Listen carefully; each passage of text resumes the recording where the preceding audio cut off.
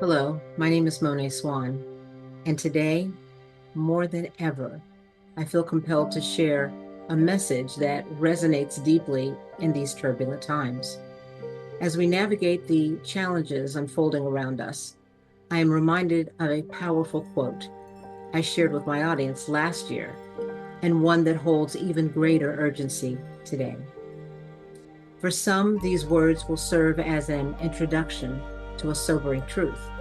For others, they will be a stirring remembrance of a lesson history has taught us time and time again.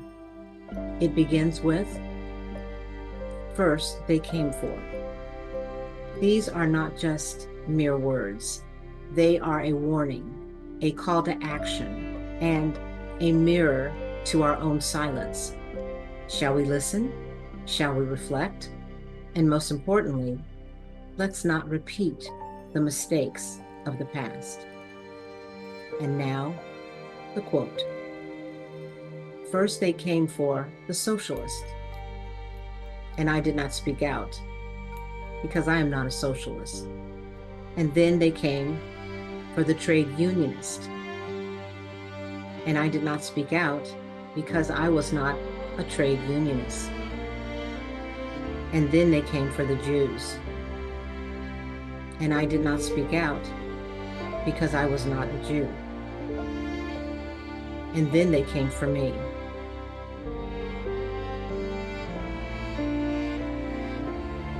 And there was no one left to speak for me.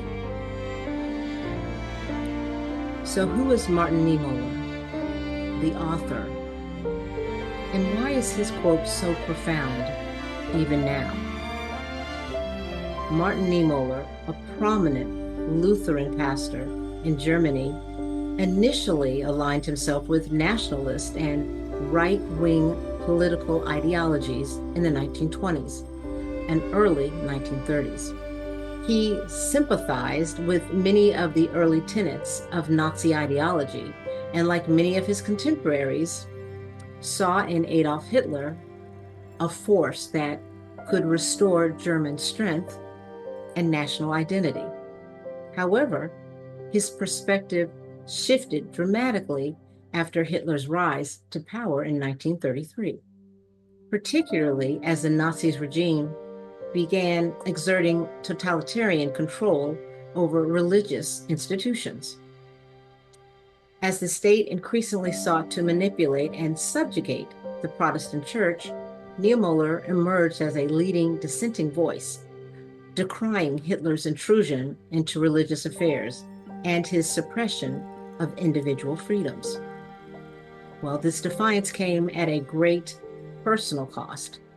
In 1937, Niemöller was arrested and spent the final 8 years of Nazi rule from 1937 to 1945 in prison in Sachsenhausen and Dachau concentration camps. His evolution from complicity to resistance embodies a powerful moral transformation, one that underscores the peril of silence in the face of rising authoritarianism. Niemöller's most enduring legacy is his post-war statement, often quoted, but frequently misattributed or revised to reflect contemporary struggles. His famous words, "First they came for," serve as an unflinching indictment of inaction, apathy, and the failure to defend the vulnerable before it's too late.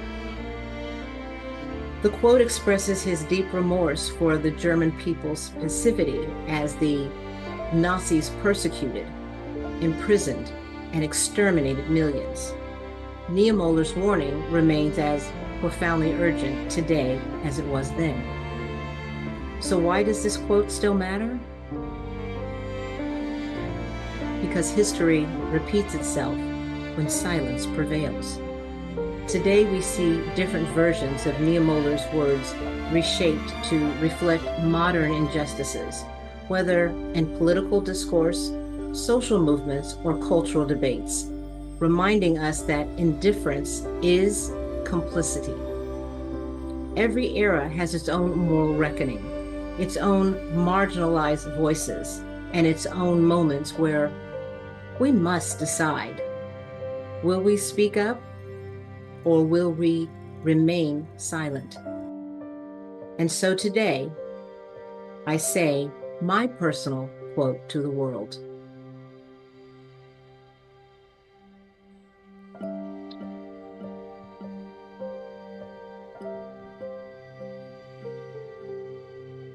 When they divide us by fear, we must unite in courage.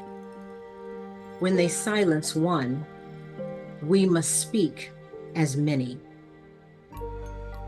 When they erase history, we must ensure its lessons endure. I'm Monet Swan.